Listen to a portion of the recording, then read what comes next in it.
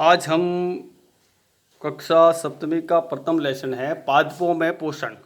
पादपों में पोषण को हम कक्षा 6 में आप पढ़ चुके हैं कि सभी जीवों के लिए भोजन आवश्यक है। आप ये भी पढ़ चुके हैं कि कार्बोहाइड्रेट, प्रोटीन, वसा, विटामिन एवं खनिज भोजन के लिए ये प्राथमिक घटक हैं। भोजन से ये घटक हमारे शरीर के लिए आवश्यक हैं तथा इन्हें पोषक कहते हैं। जैसे आपने पढ़ा है, जैसे कार्बोहाइड्रेट है, प्रोटीन है, वसा है, विटामिन है एवं खनिज लवण जो भोजन के प्राथमिक घटक है और इन्हें पोषण कहते हैं। ये हमने पिछली कक्षा 6 में भी पढ़ा है। अब आगे हम इसके बारे में और विस्तार से जानेंगे। तो इसके लिए हम क्या करेंगे, सबसे पहले सभी जीवों को भोजन की आवश्यकता होती है। कोई भी जीव क्यों न हो, उसको भोजन की आवश्यकता रहती है। चाहे छोटे से छोटा धरती के ऊपर जीव क्यों नहीं हो, चाहे एक कीड़े मकोड़े क्यों नहीं हो, उनको भी जीव जंतु है, उनको जीवित रहने के लिए आवश्यक है। किसकी आवश्यकता है? भोजन की। और भोजन में क्या घटक होते हैं, ये आपने पहले पिछली कक्षा 6 में पढ़े हैं। अब आगे इसी के अंदर देखेंगे हम पादप पौधे स्वयं के लिए भोजन बना सकते हैं। जैसे पेड़ पौधे होते हैं, पादप पौधे स्वयं के लिए भोजन बना सकते हैं। किस किस के लिए? ये पादप होते हैं ना, ये भोजन अपना खुद का भोजन स्वयं बनाते हैं। लेकिन मानव सहित कोई भी प्राणी अपना भोजन स्वयं नहीं बना सकता, उसको दूसरों के ऊपर भोजन के लिए निर्भर रहना पड़ता है। और पेड़ पौधे भोजन के लिए किसी के ऊपर निर्भर नहीं रहते, वो अपना भोजन खुद बना लेते हैं अपने आप।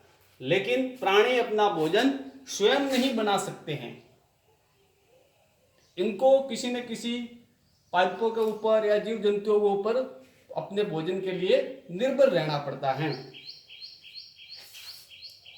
पादपों को आहार ग्रहण करने वाले जंतुओं से अपना भोजन प्राप्त करते हैं।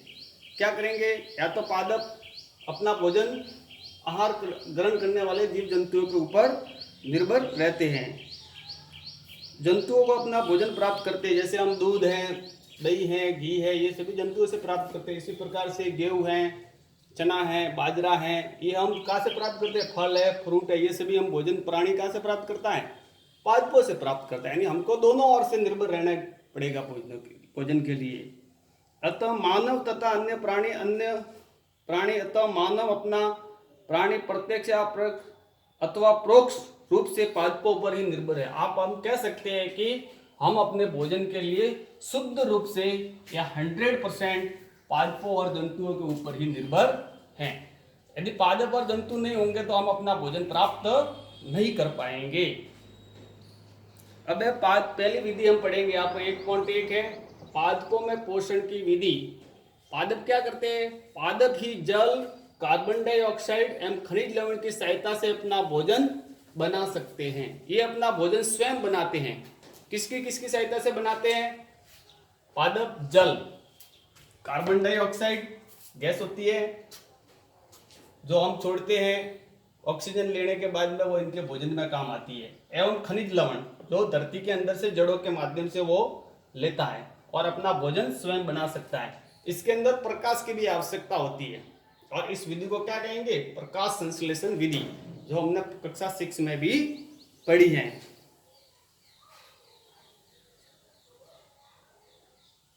पोषक पदार्थ सजीवों की शारीरिक संरचना, वर्दी तथा क्षतिग्रस्त भागों के रखरखाव के लिए आवश्यक है और ऊर्जा भी प्रदान करते हैं। जैसे भोजन की आवश्यकता क्यों पड़ेगी? अपने शरीर के विकास के लिए, वर्दी के लिए, अपने शरीर की वृद्धि करनी है, विकास करना है, हष्ट-पुष्ट बनना है, तो भोजन की आवश्यकता हमको पड़ेगी।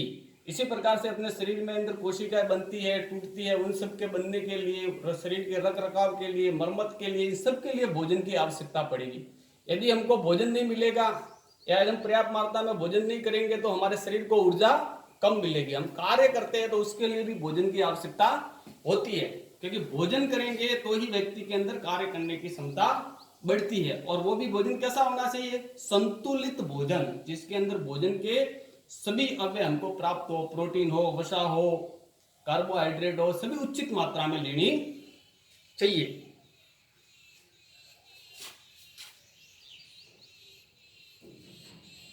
सजीवों द्वारा भोजन ग्रहण करने एवं इसके उपयोग की विधि को पोषण कहते हैं। अब सजीव जो भोजन अपना ग्रहण करते हैं, ये लिखा हुआ है, देख लो पोषण। सजीवों द्वारा भोजन ग्रहण करने एवं इसके उपयोग की विधि को क्या कहेंगे? पोषण।